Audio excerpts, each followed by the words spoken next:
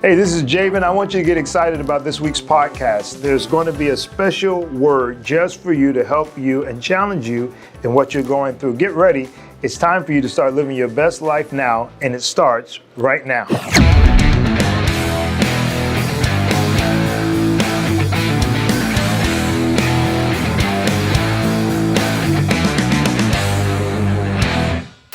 What's up, good people? I'm so glad you're joining us for another episode of Do It Now. And y'all know anytime I do a podcast, I go and find the best of the best of the best, and we have another best of the best. Well, I mean, how could I be the best of the best if you have another best of the best? That doesn't make no sense. I'm just saying, all God's children are the best, Okay, I would say. I'll take that. We have the number one attorney of law in Fort Lauderdale and South Florida, the one and only Victor the Messman. Let me find... Hey, thank you. I appreciate that. Thank you, everybody. Thank you. What's up, Victor? What's up, brother? How you been? I'm all right. It's a pleasure to be here. I'm mad it took me a little while to get here. I know. I was in the back of the line. Oh, don't do it. But I don't mind being in the back. Don't do it. You know? Sometimes they say you say the best for last, you know. Why it got to be my last show, though? You're right. Why I was do you just have trying to to make speak it better that? for you. You know, life and death is in the power of the tongue, right? Don't do that. All right. I'm one of the last So, ones, Victor, tell her, all right, so you are an attorney. You are a lawyer. First off, I can never get this guy. That's the first problem. So he's joking. The reason why he's just now getting here, because every time I've called him, he's in South Africa, he's in Puerto Rico, he's in Paris, Germany, Russia. Who gets in Russia? You know? Well, no to Russia. Everything yes, else yes, maybe. But tell the people that every time you ask me to come, I'm always here, and that is true. So that no matter how true. busy I am, I always make time. It's for you. good to have a brother that works with another brother, right? Yes. That's what it's all about. And I think that's kind of what we're going to talk about a little bit tonight. We are both brown-skinned black brothers here in America doing our thing, our own way. I'm first-generation American. I think you are too. Well, yes and no. I mean, my parents are from Haiti. So that makes you first-generation American. Yes. But what I wanted to say was, you know, some people forget about the whole origin nationality. I am very involved in my Haitian culture. So I am Haitian American. I don't like to say first generation. I like to say Haitian American. So are you I still love my griot. I still love my bun and pesé, my rice and beans and all that. So yes, I am Haitian American. And so is my wife. She's Haitian American. I feel like you're trying to show me up right now. No. Because I didn't say Bahamian American. I feel like you're trying to, and I didn't say peas and rice and crack conch and. Definitely not Bahamian. But griot, say griot. That's my heritage. Oh, okay. I don't know about no griot. What is griot? Griot is that fried yours? pork. It's Haitian, yes. Yeah. See, listen, follow along. Okay. I was calling out my cultural foods, which I kind of forgot about because I mean I thought we was just doing a show about being here, but yes. But the reason why I got here was through my parents, and I'm Haitian American. So yes, I agree. First generation American / Haitian American. Haitian American, Bahamian American, Haitian American. So today's show is about Haitian American.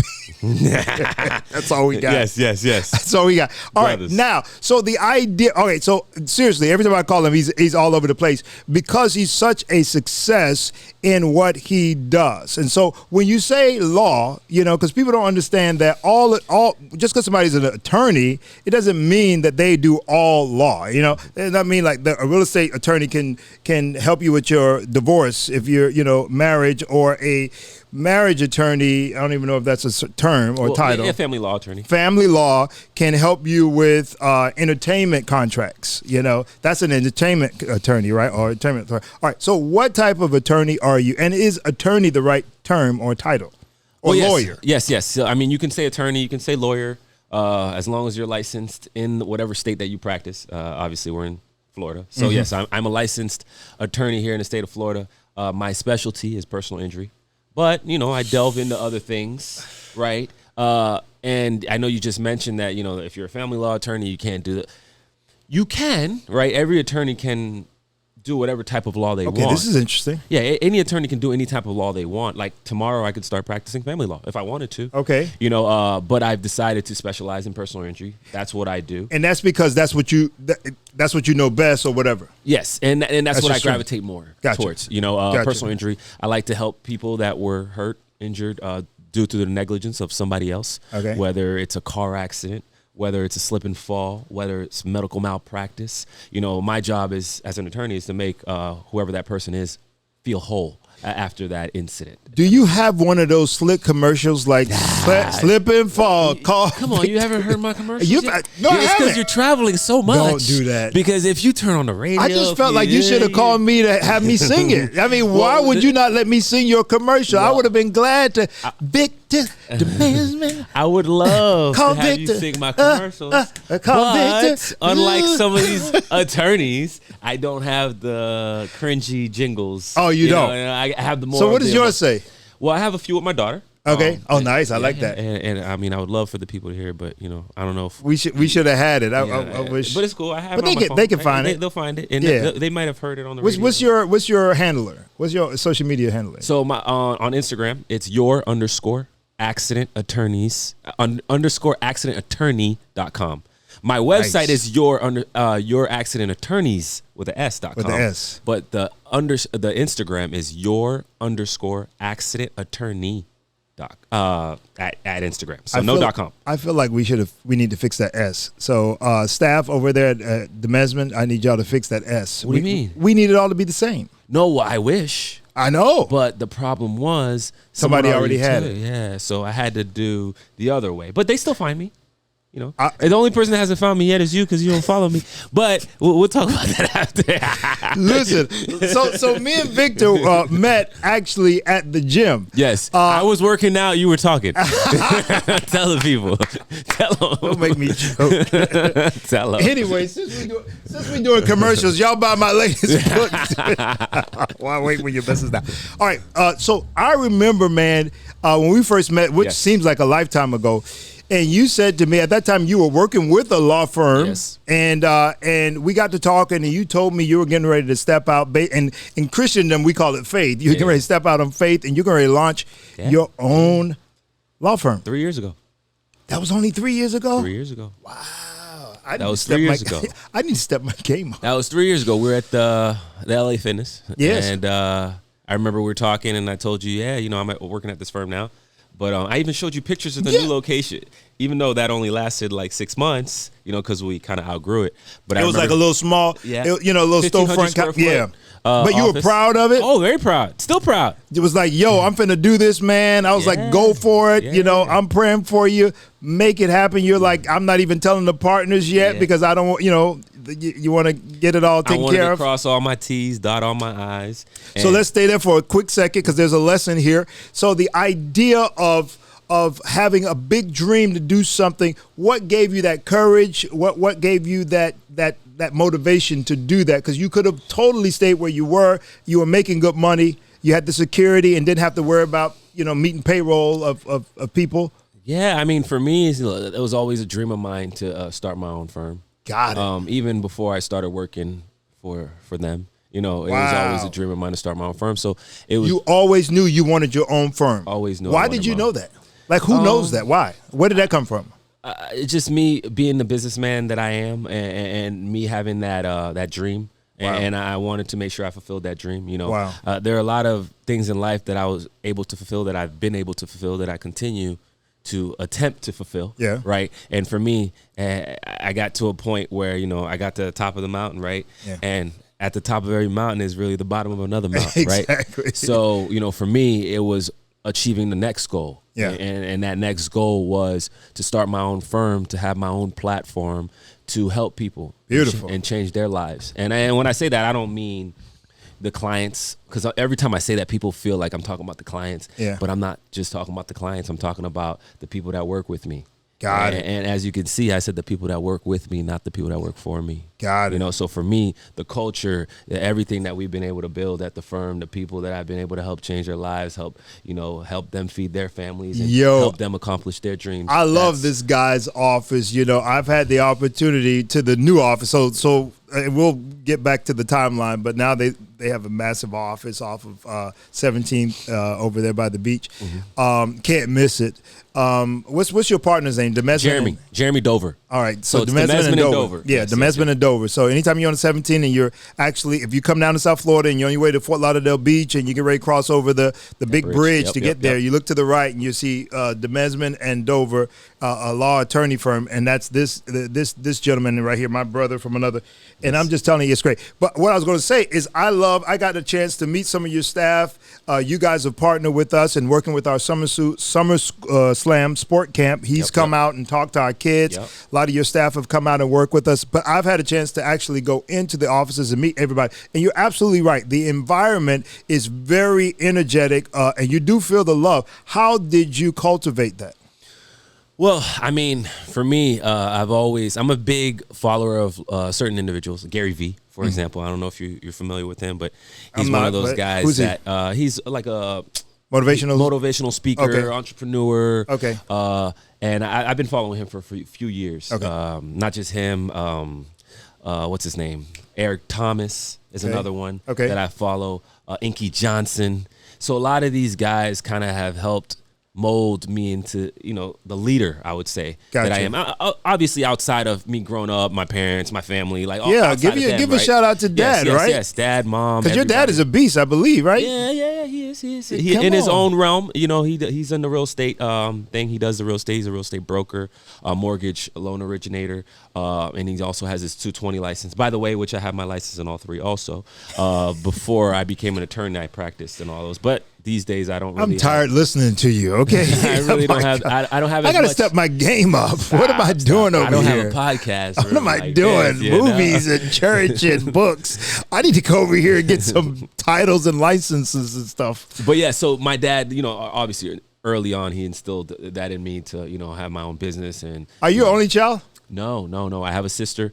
We're born in the same year, 10 months apart. And she's up north, right? She's in New York. Yeah, she's an ER nurse. And she does what? She's an ER nurse in New York. Yeah. Yeah. So she takes care of people in the hospital and things like that. Come on, sister. Thank you for that. Thank you for that. Yes. So yeah, like I was saying, outside of my parents and my family and all the other people that helped cultivate and mold me into the individual that I am today, some other people that I look up to and leaders and stuff like that. I got to ask you a question. What made you want to listen to these type of people? What made you follow them? Because I've always wanted to be a great leader, right? Okay. And I know, as a leader, there are certain people that maybe have experienced certain things that you haven't experienced that can help pave the way, that can help, If I'm the type of person, if someone tells me the stove is hot, I'm not going to touch it. I'm going to be like, thank you. Yeah. Thank you for saving me for that. There's some people that's like, I don't leave. Let me see how hot it is, So I'm the type of person that, if someone could give me advice that can be beneficial to me and they've been successful at it, then I will obviously take it with a grain of salt and see what I want to apply, pros, cons, and things like that. So Gary Vee,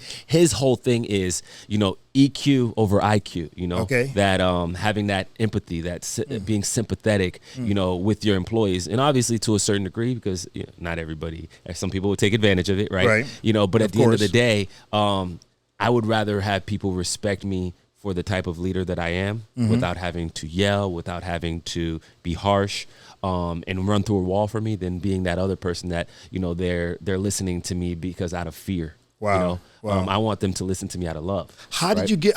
Okay, so all right, let's give it let's give a quick tutorial for somebody that's saying, man, how do I become that kind of leader? Do you have like a one, or what would you say the number one thing that can help a person not? Because just by our culture, sometimes we're just kind of notorious for being emotional and being emotional responders. Yeah. So what do you have? Something yet? Yeah, patience. Patience is key, right? And I think as leaders, a lot of us are usually not as patient as we should be, right? We want that instant gratification. We live in that world, especially these days, right? Get on the Instagram, you get on your phone, everything is a click of a button, everything's easy, So now, we have a generation now that, once they face adversity or any type of adversity, right? They're overwhelmed, they don't know how to deal with it. So for me, as a leader, I think the most important thing is patience, but not only that, I try to see things through the eyes of others, not just through myself, right? I like to put myself in their position. I was at one point an employee, so I know what it feels like. Like a counselor. What's your undergrad in? What's your BA? Business. But so it's funny. You said I speak like a counselor. I am a counselor. I have to counsel 75 employees every single day. So yes, I feel like, over time I've developed the skill. I'm still developing, right? I'm not perfect, by any means. But at the same time, you're pretty young. You've done a lot for your age, in my opinion. Yes. I am 33 years old. Yeah. I turned 34 in a couple weeks actually. Happy 12th. Appreciate it. Happy birthday. And my dad invite me to the birthday. I know he'll forget about it. You know what I'm saying? My dad actually turns. I know I'm not Jay-Z or nothing, but can I just come in? No, you're close to Jay-Z. Not there yet. But I don't know if you know, Beyonce got paid $25 million yesterday for a 1-hour performance in Dubai. I don't know if you know I did hear about that, but I didn't know if it was true. Is that true? That's what I was told. I did hear about that. I didn't know it was. Don't quote me, but that's what social media said. Well, I think they're gonna quote you now that you just told them. But yeah, I ain't mad at that though. 33 years old, and my birthday's in a couple weeks. Shout out to my dad because his birthday's actually tomorrow. Happy birthday! Yeah, he's 65. He's actually in Dubai right now. So, I can't stand y'all. This family get on my nerve. No.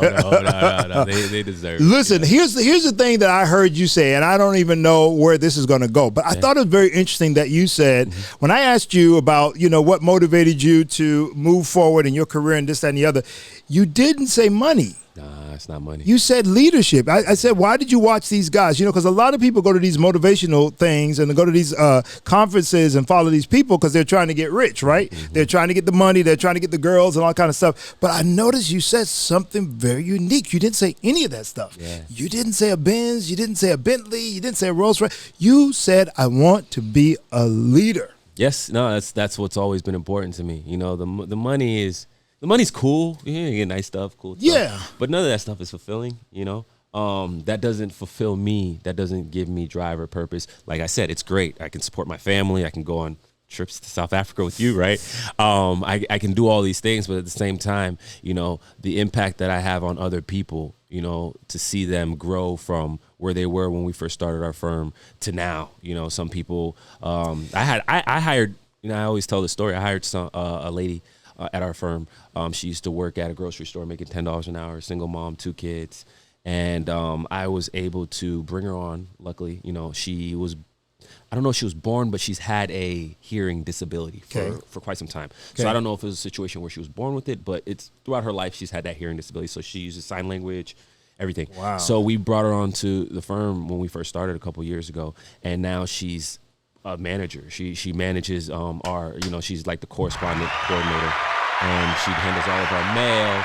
And one of the coolest things, people always ask, what was one of the coolest experiences I've had since starting the firm. So this right here is one of the coolest experiences I've had. She didn't have a car, right, and she didn't have a driver's license because she couldn't pass the exam. Yes. Nobody ever sat there, taught her, how to do it. And again, she had that hearing disability, and the father of her children, or one of the children, I should say, passed away a few years ago. So she's raising, both of these kids by herself. And every day she would Uber to work, never late. I have employees at your job. Yes, I have employees that are late all the time, all the time. She was never late. I remember I would go on my camera because I could see like movement or whatever. Yeah. And she's there, they're supposed to get there at 8:30. She's there at 8:00. Wow. And she's brooming. She doesn't have to broom. That's not her job. But, she just, she wants to do something ownership, time, whatever the case may be. Yeah. And, I told my partner, I said, at the end of the year, I want to do something special for her, and he said, what do you want to do? And he's like, I said, I want to get her a car. He's like, no, we can't do that. I was like, no. We're gonna make it happen. We're gonna speak it into existence. Yeah. Remember, at the time, she didn't have a driver's license. Wow. So I had this whole team, where it wasn't a large team because I didn't want it to get out, but I had a team that for the year, their job was to help her pass the test, the driving test. Mm-hmm. Mind you, I didn't want her to know why she was doing it, right? They told her, hey, we're going to help you with this driving. We're going to pay for driving school and everything so that you can start driving some of the company vehicles to some of these marketing events. But she didn't know that what we were trying to do was help her and motivate her because she started to lose confidence. Mm-hmm. So help her and motivate her to pass the test. And then once she passed the test, you'll see it on my social media. Once she passed the test, we actually bought her a car. and gave it to her. We have a Secret Santa at the end of each year, Dude. and we ended up giving her a car. So that was single mother of 3. Single mother of 2. Of 2. Yes, and she's still at the firm. What you describe and what you are or what you're doing or what you're manifesting is what I call living on purpose and living in purpose, right? And I think when a man connects with his purpose, he's unstoppable. And I feel like that's exactly who you are. You know, you are a living epistle of what can happen when one decides that I'm here to make an impact. Because I don't know if y'all noticed or not, but the whole time Victor's been talking, he hasn't been talking about himself. He's been talking about everybody whose life he has impacted. And that's what purpose is. Purpose is this unrelentless desire to see others blessed. Many times you won't even get credit for all the people you help and all the people you impact. Mm-hmm. But when you walk in it, it brings its own wealth and riches to you in private ways, like your beautiful kids, your beautiful wife. Yes, say it again. You know, and your beautiful life. Yeah, his wife is very beautiful, by the way. Very, are you Haitian as well? She's very pretty. Yes. Do you speak Creole? Creole. Do you speak Creole? Of course I do. Calm down. Anyways, so all right. So let me. Sorry, okay, I know you're about to jump up, but just to piggyback off what you just said, you know, at the beginning of when you started the show, you said successful, right? Mm-hmm. And then for me, you know, I always say this, like, I don't know what you mean by success, but everybody's definition of success is different, right? Yeah. The success for me is, you know, with what I have, the platform that I have, how many people am I able to help and bless along the way? I can have all the money in the world, but like I said, I tell people this all the time, there are billionaires that want to jump off a bridge right now. Exactly. And they do. And people think like money is, you know, what makes people happy, you know? It's never fulfilling. No. You know, you can get $1 million, $2 million. When that happens, what do you want? You want another $2 million. You want another $3 million. Yeah.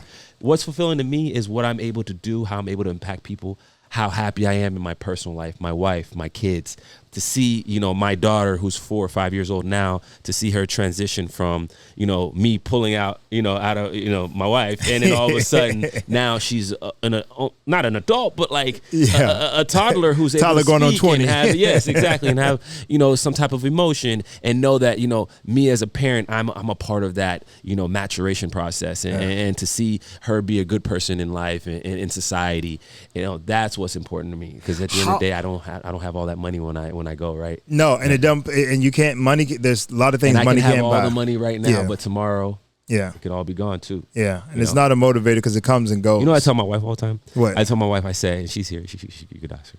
I say, you know, if I didn't have any money, right? Let's say I had no money. If I had you and the kids and we lived in a little apartment, I'd still be the happiest person in the world. Some would argue Haitian American. Yes. Others would argue Bahamian American. Yes. Some will argue first generation Americans, children of immigrants. Yes. However you want to put it, we have done our fair share in our come up. All right. Yes. What can we say to fellow black and brown skinned young men out there? How can we convince them that everything ain't about picking up a ball or getting on a mic and rapping, and certainly not going the way of illegal matters? Well, yeah, you know, I mean, that's definitely the message. You know, sometimes it's hard, you know, to get. It's easy for me and you to say that, right? You know, we're not in those environments, but like they say, you know, product of your environment, and you know, some people try to get out of that environment, and some are content with that environment. That's all they know,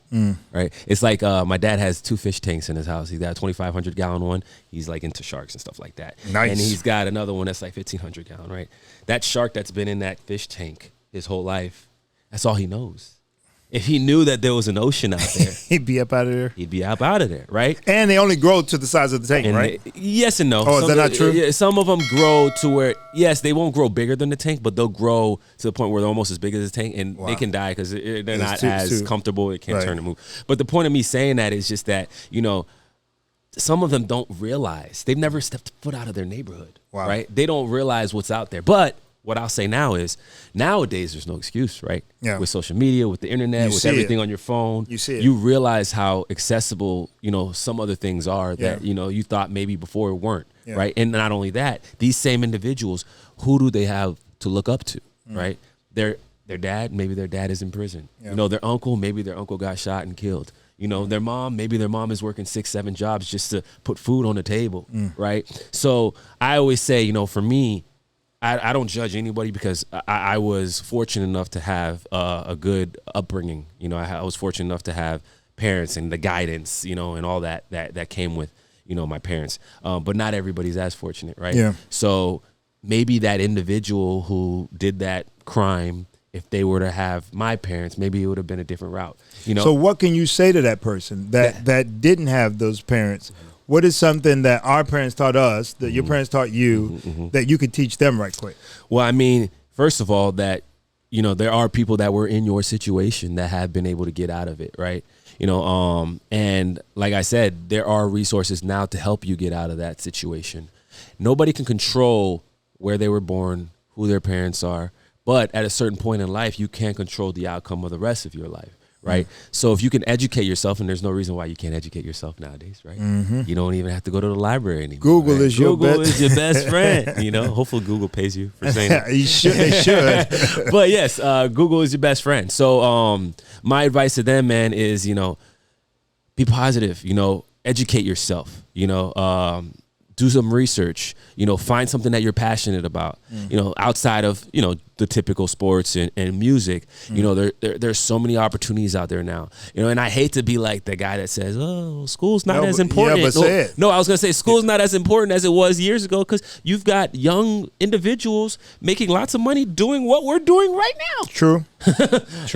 On YouTube. and what I'm saying by that, and I'm not saying people not to go to school, right? Because I went to school and I'm a lawyer and all that thing. But what I'm trying to say is there are so many opportunities outside of selling drugs and trying to play basketball and football and all these other things. You know, find what your purpose is and, you know, master it. Yeah. And try to be that individual that gets up out of there. Now, the problem is, and this is the problem, right? Us as people, you know, especially them in that environment, it's hard to get out, you know, because it's like they always say it's like crabs in a bucket. You know, they're trying to pull you down, you know, and they don't want to see you do well. Yeah. You know, so if you can weather that storm and bring people up with you, like other people do, then we can all win. That is your purpose, and you're doing it, and you're fulfilling it. And I would argue that just like what you just said, that the whole idea that even though people are doing this and other stuff, and they're making money, where's the leadership? Where's the impact? And if you are impacting, what kind of impact are you making?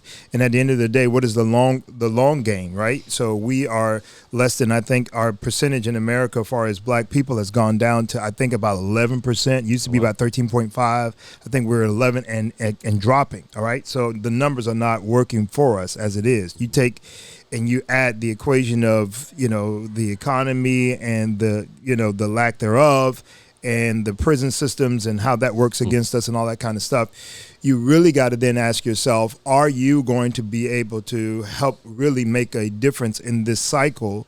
And at some point be able, because basically whoever is leading is in charge. Yeah.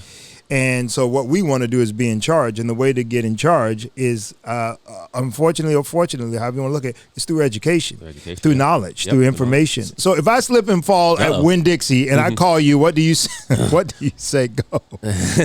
Well, if you slip and fall at any grocery store, I don't want to pinpoint one, but if you slip and fall at any grocery store, any place of business, or whatever the case may be, you call us. It's Investment and Dover. 866-954-MORE. Okay. 866-954-6673. Or if you have the phone and you don't like to call, you can always go on the website. All right, so if I'm a FedEx deliverer and I'm getting ready to deliver a package, right, and I get to the place and somebody got this dog, you know what I'm saying, and this dog is not on a leash, the dog come out here and he grabs me on my leg, can I win that case? Great question. Yes. What? But, so just so you know, Florida is a strict liability state when it comes to dog biting. So if you have any dogs that bite anybody, you know, yes, you can be sued. Y'all heard what he just said? So if you have all right, so make sure I heard you right. So if you have a dog and your dog bite me, I'm taking your, I'm not going to take your house. You're calling Investment Dover. Call it Investment Dover. But, and I'm getting my money. Yeah, so the tough part is, you know, we've got to look at the policy, the homeowner's policy. So sometimes the homeowner's policy has exclusions on there. Okay. Like some may say certain breeds, like pit bulls, you know, they exclude them. Right? Okay. So then you may have to try to sue the person personally, but that's always difficult. We don't want to do that, right? Because Florida, as most people know, is a homestead state. Homestead. No, it isn't no fault. Look at you.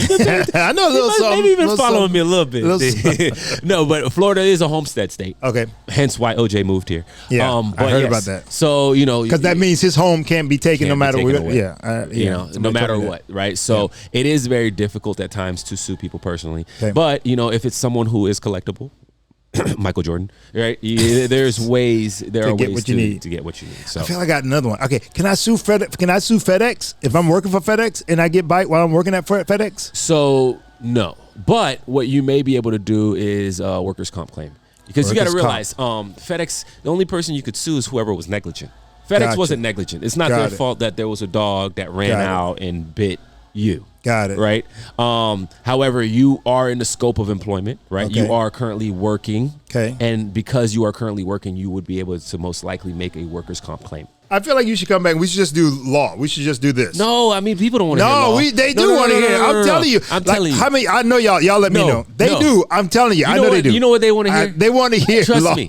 They're more motivated by what we were talking about. I know. But I want to do another show where we just do this, because I'm having fun with this. I want to give you like cases. I want to give you scenarios and make you like judge. What was that? Okay, now I forgot my last question.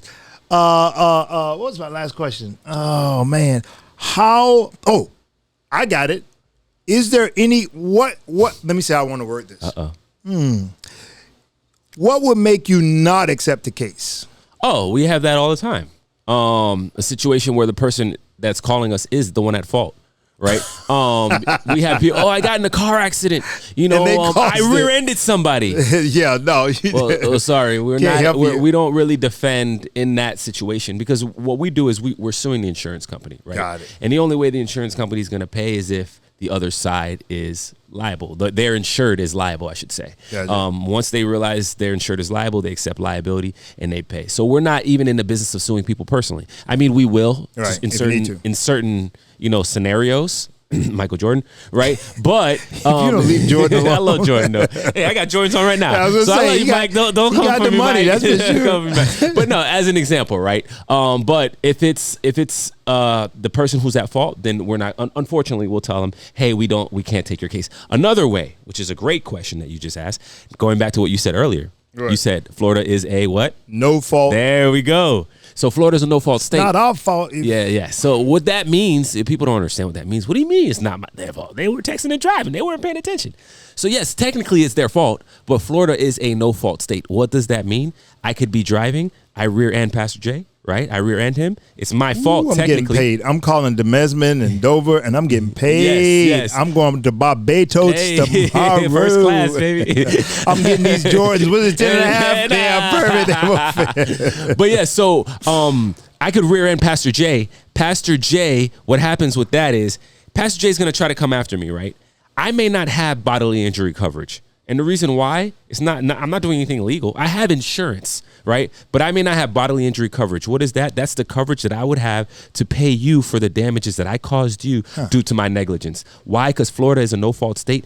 BI coverage is not mandatory. Wow. Right? So what we have instead is what we call PIP, personal injury protection. What does that mean? That means that the first $10,000 in medical benefits always comes from your own insurance company. So what that means for Pastor J is, even though Pastor J wants to sue me, in order for him to try to come after me to see if I have the coverage that I don't legally have to have, his insurance has to pay the first $10,000 in medical benefits. So if you break your arm, $60,000 in medical bills, your insurance company always pays the first $10,000. Then you come to me to see if I have bodily injury coverage. But guess what? I may not have it. The moral of the story is don't drive where Victor is around. The moral of the story is get what is called uninsured motorist coverage on your policy, because you don't know if the person that hits you has coverage for you. So make sure you purchase what is called uninsured motorist coverage. It's extra in premiums. However, it's good, especially if you have your family, right? Because there are a lot of people around here with no BI coverage, and a lot of people around here, trust me, I know, because I see these cases every day. Can you tell he's an attorney?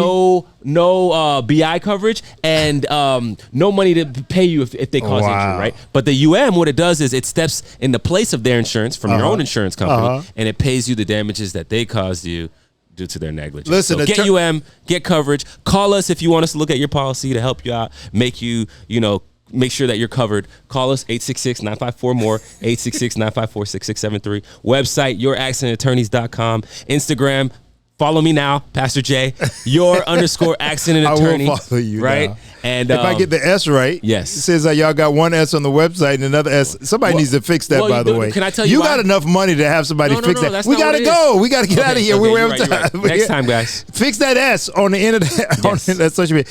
I'm so proud of you. I gotta say that in front of everybody. I'm extremely proud of you. And seriously, if you're ever in South Florida and if you do need an attorney or just need counseling and wisdom, he's going to be with us, by the way. I don't know when this is going to air, but he's going to be with us for our men's conference. So you can come meet Victor in person, and he'll be here along with some other great men. And it's just going to be a phenomenal time. And I'm proud of you too. And I also want to say that I'm proud of my team at the firm. Great team. Everything that they've done, And another thing, my wife, I'm proud of my wife. She's a great mother. Proud of the wife. Great wife. So glad to meet you finally.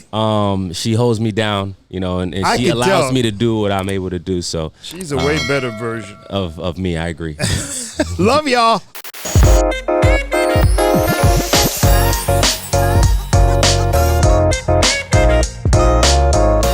Hey, folks, thank you for joining our Do It Now podcast. I hope what was said today helped you, challenged you, and caused you to live your best life right now. Do me a huge favor. If you enjoyed today's podcast, I want you to share and like and subscribe to our channel. We want to share this message of now with every and anybody we can possibly get it to, and you can help us do that. Would you do it for me? And don't forget to live your best life now. We'll see you next time.